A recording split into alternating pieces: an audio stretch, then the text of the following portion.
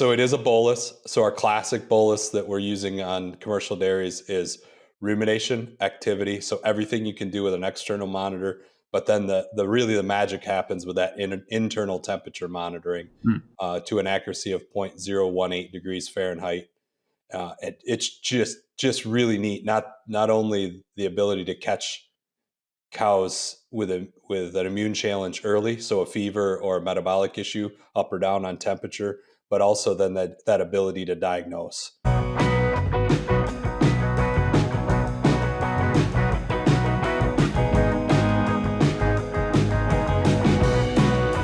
Hello, welcome back to the Dairy Podcast Show, brought to you by Wisenetics. My name is Barry Bradford from Michigan State University.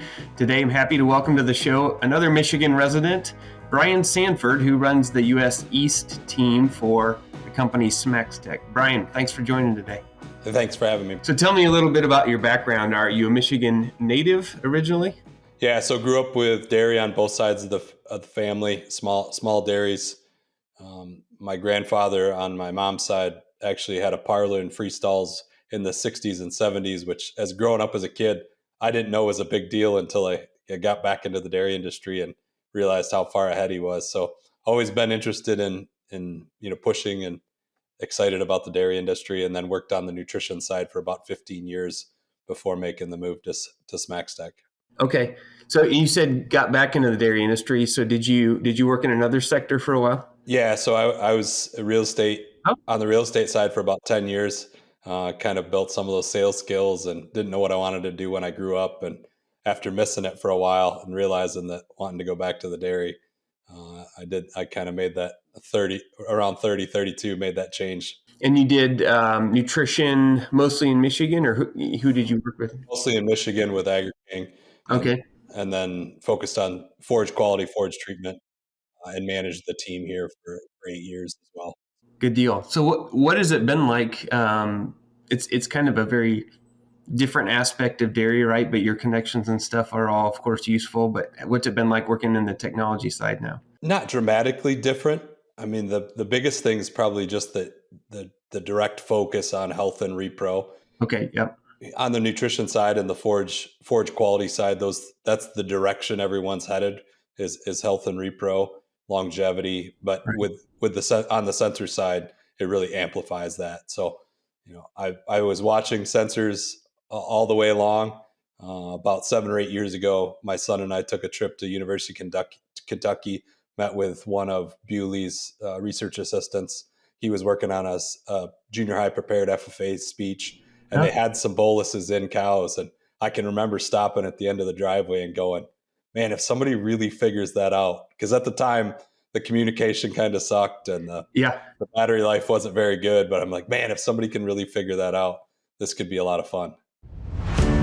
Maximize profitability and herd health with early detection in animal health, reproduction, and feeding. The most advanced bolus technology and professional support from agricultural experts make this possible with smaXtec, the health management system that future-proofs your dairy operation. And I guess I kind of skipped over, maybe not everybody listening is familiar with smaXtec. Maybe we should stop and talk about, how old is this company? What's the products? What's the purpose of the company? So smaXtec is an Austrian company, been in existence about 15 years. Okay. It was actually a school research project is where it started, and then kind of evolved from there. Started in the research space, primarily around pH monitoring, and then along the process figured out that temperature was important to that pH. And once we had temperature, starting to beginning to see what was available information wise on health of cows, and then went direct to market about 5 years ago. Our largest market right now is Germany, being right next to Austria, and we're still on the small side, but at this point we're over 500,000 cows on monitoring. So we're starting to sneak up there and knock on the door of a little bit bigger monitoring company. Maybe people picked up on this when you mentioned pH monitoring, but of course, one of the unique things about this sensor is where it goes in the animal. So talk me through that. Yeah, so it is a bolus. So our classic bolus that we're using on commercial dairies is rumination activity. So everything you can do with an external monitor, But then the really the magic happens with that internal temperature monitoring Hmm. to an accuracy of 0.018 degrees Fahrenheit. It's just really neat. Not only the ability to catch cows with an immune challenge early, so a fever or a metabolic issue up or down on temperature, but also then that ability to diagnose. So we're able to see the difference between, say, a mastitis and a pneumonia. So not only do you know it's a fever, but you're able to go cow side and have an idea what's going on as you're making. Wow. And to give you an idea, one of the things I always go back to show level of accuracy. So we actually predict we actually have a calving detection. And some farms think it's great. Some farms, if they're 24-hour staff, calving detection is not a huge deal to them. Right. Level of accuracy, when that calving alert comes, it's about 0.8 of a degree drop in temperature that gives us that 15 to 20-hour calving window. So that's just a really neat way to show how accurate the sensor is and how accurate the algorithms in the software are in deciphering that information. So is that calving alert reliable enough that some people are relying on it to move into the calving pen, like for just in time? Yeah, for just in time, a lot of customers are using that. The one thing is if at 15 to 20 hours, sometimes it's a little sooner than customers want. So at that point, if you want to you might just tail paint those cows. So as you're walking, you can take a little bit closer look at those cows.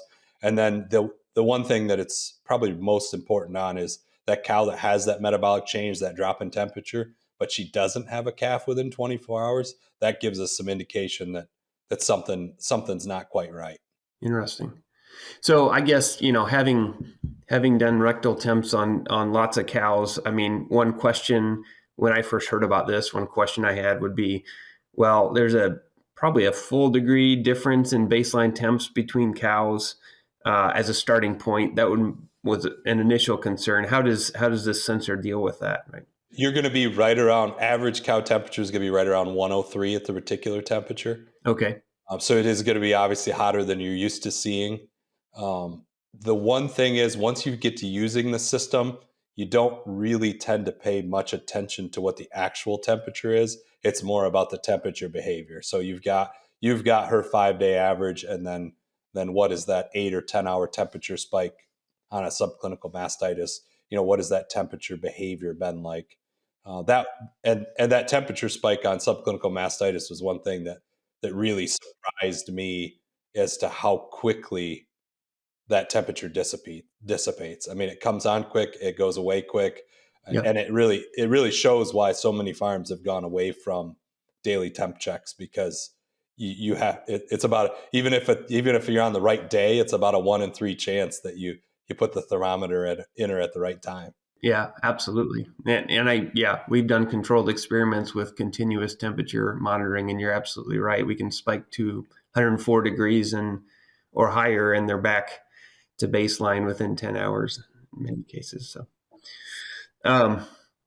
So another question, and this especially bothered me when I first heard this idea, is that, well, some of the heat, like in the gut, is actually coming from microbial fermentation, right? Is that it's not actually animal produced heat necessarily.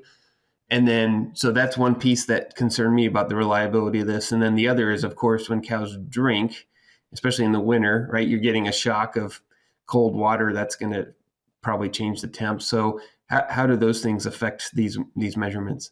I don't see any dramatic shift in the amount of heat that's coming from the microbial protein. We see, and I would think that would change based on diets. Cows at the reticulum must manage that pretty well, because I don't see much variance from herd to herd. It doesn't matter if we've got herds on pasture in New Zealand that are 100%, 85% pasture, and we've got herds that are in California that are very high concentrate diets, and I don't see much temperature difference. So I don't think microbial protein affects that from cow to cow very much. Okay. Water is a little bit more of a challenge. And I think I haven't dug into this with our developers over time, but I think that's a big part of what we've worked our way through is trying to find what is her average temperature minus the water intake. Now, the neat part about that water intake is you could see those drinking cycles. So especially on a fresh cow, if you had a cow that's a little bit of a challenge. A customer told me a couple years ago, one of my early customers, hey, I spent more time in the field this year than I ever have, because she'd treat a fresh cow in the morning. Her normal routine would have been to come back and check 3 or 4 hours to see how she was doing. She was able to go out, do field work, pull it up on her phone and say, hey, she's been up and drank 3 times since I treated her this morning. No need to go see her again. So for fresh cows, the ability to see that drinking cycle. And then the other piece is, just in the last year, we've developed the algorithm to estimate daily water intake. So providing that to you either in liters or gallons, depending on what you follow on a day-to-day basis. But to get that water intake, and it's within single digit accuracy. And me being a farm kid, I'm a little bit more practical. What I'm looking at, dry cows, we see 18 to 22 gallons of water intake pretty consistently.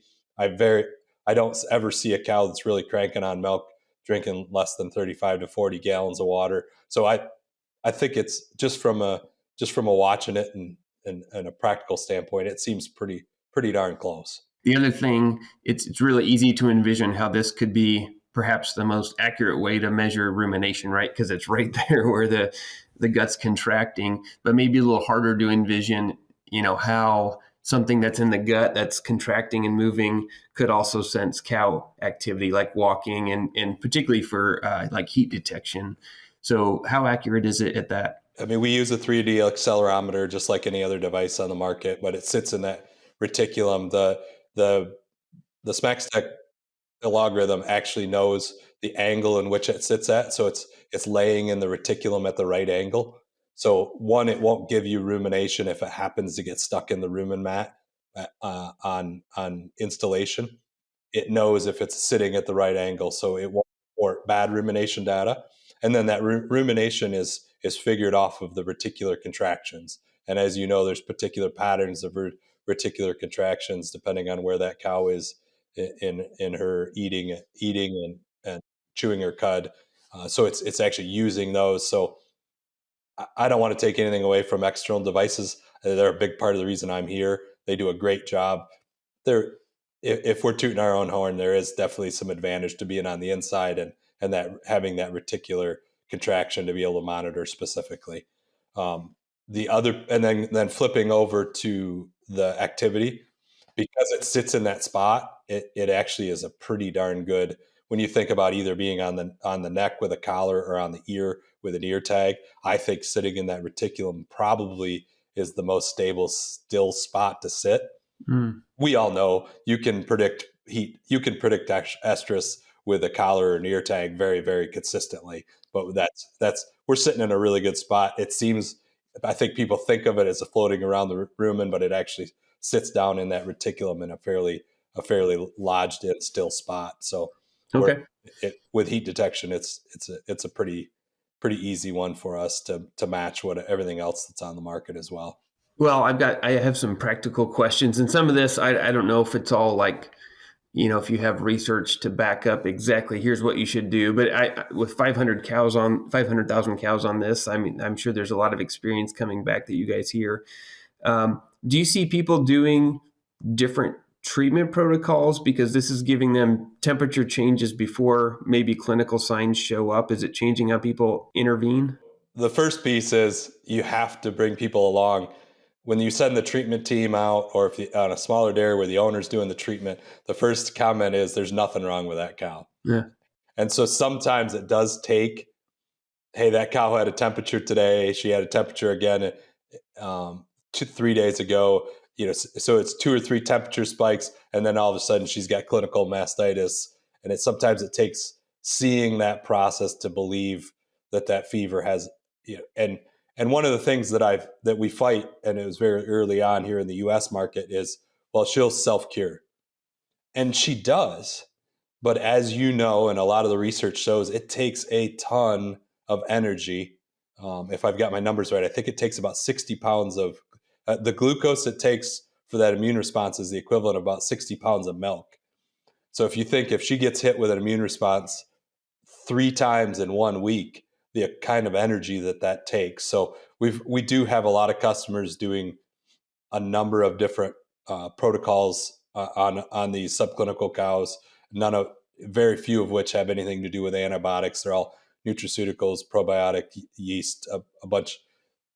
The thing we're seeing, there's a lot of good products on the market. It doesn't seem to matter as much what the product is, as it's more about when. And if we can get supportive care to those cows and give those cows a little bit of push, and the biggest thing is getting them eating and drinking. When they do that, then they have the ability to push through. And we see, and where that comes in for the dairy, what we've consistently seen is reduced involuntary cull rates. That's one of the dairies that I know you've been on has had significant involuntary cull rates, and even in healthy herds, herds that have low somatic cell counts, that have really good managements. Those are the ones that we get the quickest and biggest results, because the pieces are already in place. They already know what they're doing. They've already got great cow people. This just gives them one more tool in the toolbox. I think about it like with this analogy. If you give a really good mechanic a really good set of tools versus giving an 18-year-old kid that just started fiddling with engines a really good set of tools, they're going to be able to do two totally different things. So you give that really good cow person a really good tool, and so then reduction of involuntary cull rate, really able to attack milk quality. So if there's a little, especially on these herds that milk quality is just a little bit of a struggle, maybe 150 to 200, being able to grab those cows subclinically and get them some support and push them through and reduce clinical mastitis.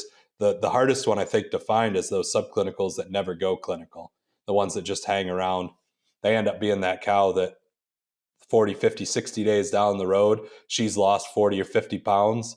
And then all of a sudden she's on a truck with no clinical diagnosis. That's the cow that excites me, whether it's subclinical ketosis or subclinical mastitis.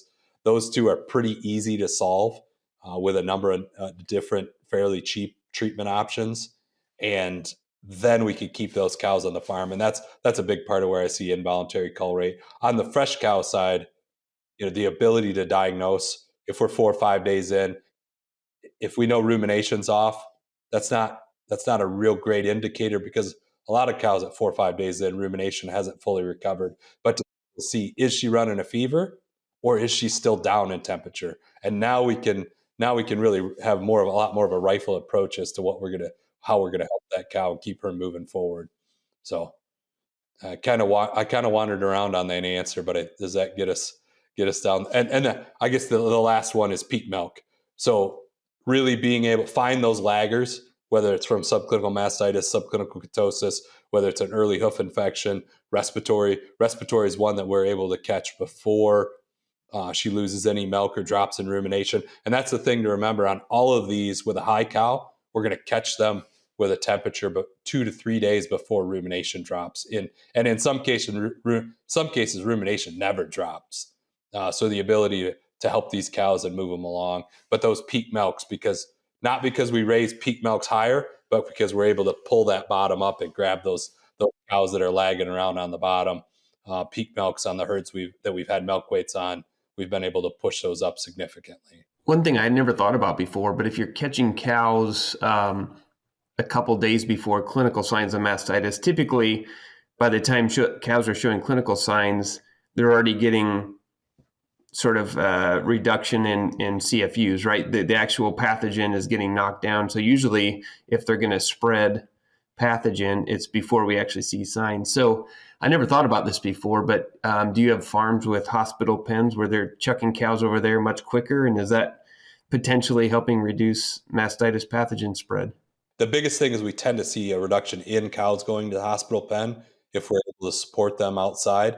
Okay. The one that I haven't had anyone do yet that's curious, that I have some curiosity for, is if she has a fever, especially on these herds that are large enough that pen moves don't seem to make a difference from a social standpoint. Yep. I wonder if, rather than giving her a nutritional bolus, some sort of nutritional treatment boluses, could we slide her out over and just feed her a different diet for 3 or 4 days? We haven't done that. And the one thing, so does that make it, my question back to you is, does that make that pathogen load shared to other cows better or worse? I I don't know what the answer to that is. Yeah. There's so many questions you could try to tackle research. But I think Yeah. we see so many of these cows when we give them some support, we don't see that fever bounce back. So I would assume we're just seeing a lower pathogen load all the way through. Okay. And then it makes me think of our low somatic cell count herds. I think one of the reasons they have a hard time cleaning up these subclinical cows is they're never getting enough pressure to fully break with clinical mastitis. Yeah. They're not getting exposed to a lot.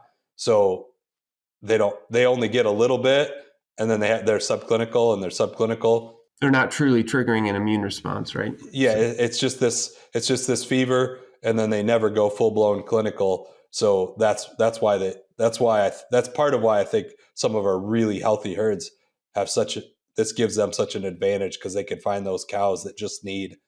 You think about a really strong, high level athlete. If they've got a little bit of a nagging injury or a little bit of a nagging issue, if they can't communicate that to their trainer and they can't make adjustments and do things to get that fixed, it's just going to continue to haunt them and get worse and worse and worse, even if it's not to the point where it debilitates them, but it may make it so they can't run that best race or run that PR in the race that they're running. And I think the same thing happens with cows. We've got these high level cows. They're really pushing. At this point, we're not looking for broken cows. We're not looking for a cow that's wrecked. We're looking for a cow. Can we push her another 10 or 15 pounds of peak milk? And where can we find those little things that are bugging her and help her along? So, Yep, absolutely. we can find broken cows too, but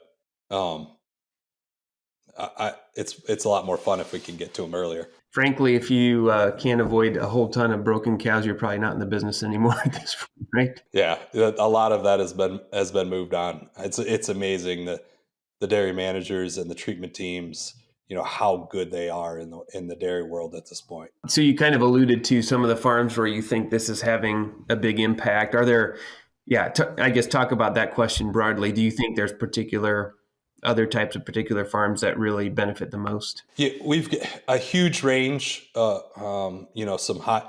We've had herds that have been higher cull rates, more of a, hopefully this isn't offensive to California. I think it is a California style dairy where you move cows through. That's almost become a thing of the past because of heifer costs at this point. So being able to bring those sold and dieds under 60 down significantly on farms that have those struggles. It isn't. I do always point out, just like any system, it's not a magic bullet. It gives you information, and then you have to make decisions. You have to work with your veterinarian and your nutritionist. Our team, we have a customer success team that is a big part of the process on onboarding on farm, whether it's in English or Spanish, working through with the producer and with the treatment teams. What are we going to do for protocols? How are we going to get these cows some support, and then how do we move them through? But so on the results, on different herds, and then more herds that want to be aggressive on milk production, herds that keep cull rates similar, but then are able just to pull milk production and peak milks up. That's always an option. We've got a herd in Wisconsin that just blows my mind. Their death loss is, I won't even say it out loud because you wouldn't believe me. It's unbelievably low, and they were still. I mean that, and overall cull rates low, but they were still able to. Then they're able to push peak milk production and milk production because they're just finding those little things on cows that were already in really good shape, but just needed a little bit of help, and needed that cow needed somebody to tell their story as to what their aches and pains were and what their challenge was. That's really cool. I know this is a general question for any sensor-based system, but it's, controversial across different people. You get very different views. What are you seeing in terms of people shifting to less synchronization and more natural heat breeding with your system? One of the things in the sales process for us, health is number one. Mm-hmm. The way we're structured and the cost, we're going to focus on health first. With that said, our repro side and heat detection side is really good. I'll put it against anybody. but what we're seeing is, hey, let's spend time and clean up the health side first, Okay. then and see what results we can get from that. And then if you want to go, if you most of the customers when they come on board, we keep their protocols in place. Okay. That we do have a few that want to switch over and breed off of natural heats right away, but a lot, I would say, a majority of our customers are doing some sort of synchronization on first service, and then Okay. using the sensor for repeat heats. We've got customers that we've got customers all the way across the board. I think Sure. like other sensors, some that obviously organic customers that are 100% off of natural heats, all the way to customers that still are 100% off of protocols. And the biggest thing is if we could my biggest focus is if we could keep more cows in the herd, we can have more pregnancies. So if we can find those subclinical cows that keep and give them some support and keep those early lactation calls down, early to mid lactation calls down, we can have more pregnancies. So that would be the place on the repro side that I get the most excited about. Discover Schooler's flexible and reliable dairy feed ingredient solutions to help support your herd's growth and well-being. Schooler is a trusted partner in dairy feed solutions, delivering high-quality feed ingredients when and where you need them. Discover an extensive portfolio of product options to fit your unique rations and cost parameters. Learn more at schooler.com/dairy. That's SCOULAR.com/dairy. I guess looking towards the future, are there, to the extent that you can share, are there sort of additional features that are in the R&D pipeline or available now? Yeah, so a couple of things. One that just came out is our assistant feature that has the ability to break up all the alerts by pen, by farm. So if you're multi-site, by farm, Oh, by okay. alert, by treatment team. So for example, if you're going to attack subclinical ketosis in the 20 to 40 day cows, and we really want to push milk production, if we've got a team that's just doing some treatment on those cows, we can have low temperature alerts 20 to 40 days for pen 39. Hmm. So really awesome to be able to split those out, workload, who's got what list, where are they going. We can have some more of the severe things left to more of a high level herd manager, and some more of the simple things that can be a little bit more for somebody that's working their way up in the treatment team.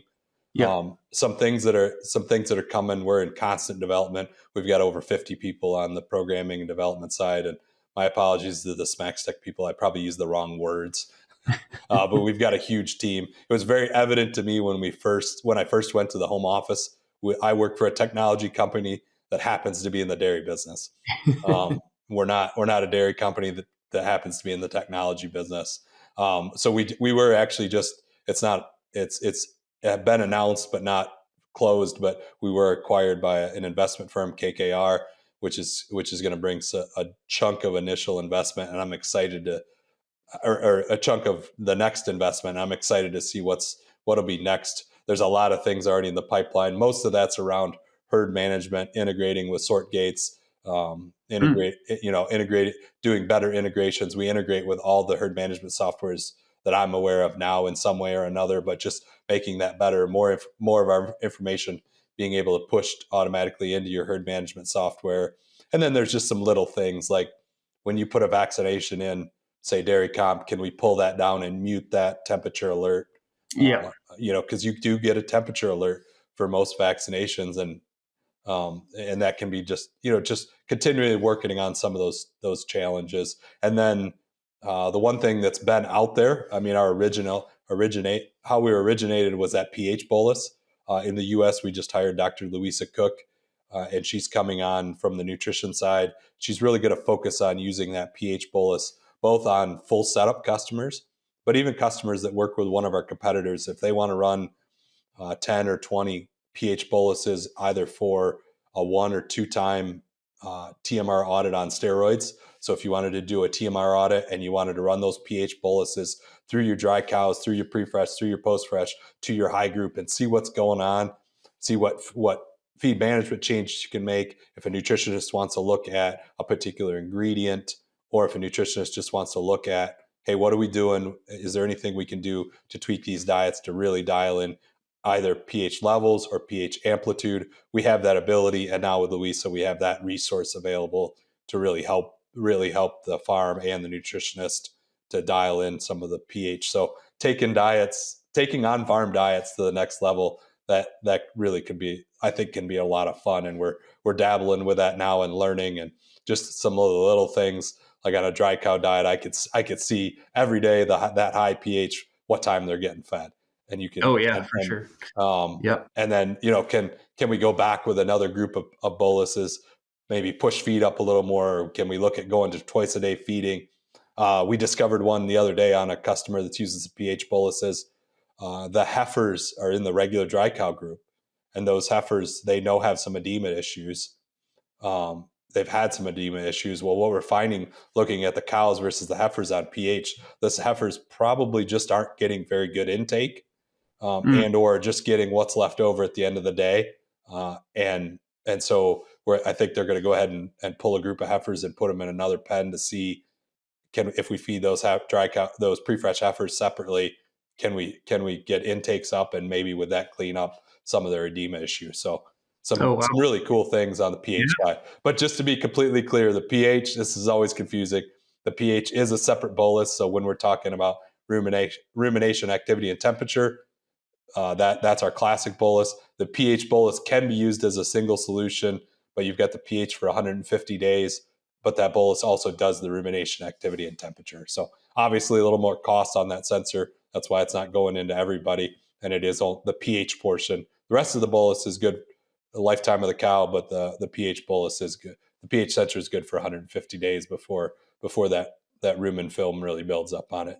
And we feel like that's the timeline we think we've got for good, accurate pH data. Hard to recalibrate inside the cow. Yeah, if you could take it back out, we could recalibrate, but they're a little bit tough to get out. Very cool. Okay, well, I got an off-the-wall question for you. So I didn't realize before that you worked in real estate for 10 years, and we like to ask people sometimes, you had that experience of working people from all walks of life, I assume. If you could go back and talk to some of those previous real estate customers and sort of explain to them one thing about the dairy sector that they maybe don't get, what would that be? The biggest thing is the care and the attitude overall toward cows, toward the land. Producers and owners, their families live there. They want the best. And then I think the other thing that I think, so often large farm gets labeled as bad. I think we've all been on farms that do really well management that are 50 cows, and really well with management that are 5,000 cows. And we've been on farms that the management's not so good on 50 cows and on 5,000 cows. So that over time, obviously the lower hanging fruit on management has gone away because you haven't been able to survive in the market that we're in. But when I am sharing with the general public, I do as much as I can, the care and the effort that goes into taking care of cows. And I think people are just blown away that the producer will spend money to monitor each cow individually, whether it's us or with a competitor. The idea that cows have a Fitbit or a smartwatch, or even jumping ahead of what's available to humans, have an internal device that's monitoring temperature constantly. I think it's pretty easy to prove the care that farms and dairy producers are putting into their animals and to their land. And that's the message I try to communicate even now when I'm interacting with the general public. And in the role you're in, I think that's it's a compelling story and one that you can directly speak to, right? Yeah. And I can put a bolus in their hand, and that's interesting to them too. So yeah. It's time for our famous three. Typical fresh cow incidence of clinical hypocalcemia is 3 to 6%, while subclinical hypocalcemia affects 50% or more mature cows. Based on cutting-edge research, Exelite offers a new approach that is build effective and the ZDUs. For more information, visit www.protecta.com. All right, time for the three questions that everybody has to handle. So first of all, what's your favorite dairy-related book or resource that you turn to? So resource-wise, it's the people in dairy for me. There's Yeah. there's nothing better, whether it's with somebody like you, whether it's a producer. My favorite thing is to sit and just ask questions. What are you doing? What do you like? What are you seeing? What are the stories? My favorite first question when I'm on a farm, is, hey, tell me the history of the dairy. And so many of these producers have been there their entire life. And if they weren't on that farm their entire life, there's a story. Some of the best ones are those first generation dairy producers.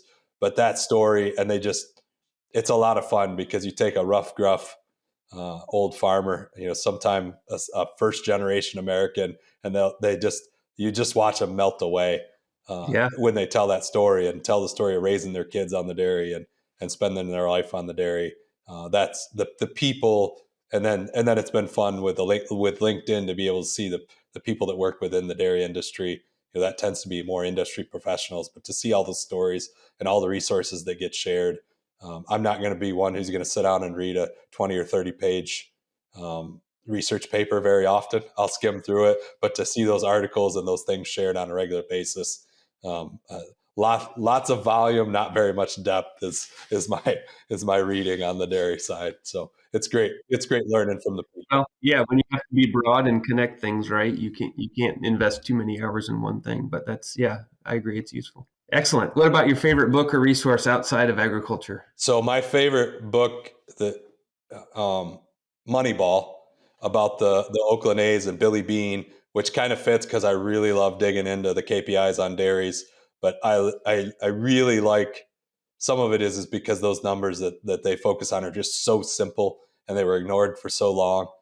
And the concept of using the data to figure out what's the best way to put together a baseball team. And I think it's very similar to what we're doing every single day on a dairy farm. What's the best data we can use to put together a really good herd? And I think there's probably some moral in that story. Like we love going really deep in the data, but sometimes there's some simple stuff that we maybe step over to chase something that's a little bit too cool, and I can be guilty of that as well. I know what you mean. Yeah, when I was a kid, I was a huge baseball fan, and then I kind of just drifted away. Went to a MLB game maybe 7 or 8 years ago, and like for some of the batters, there was literally nobody on the left side of the field, and I was like, wow, this Moneyball thing is real.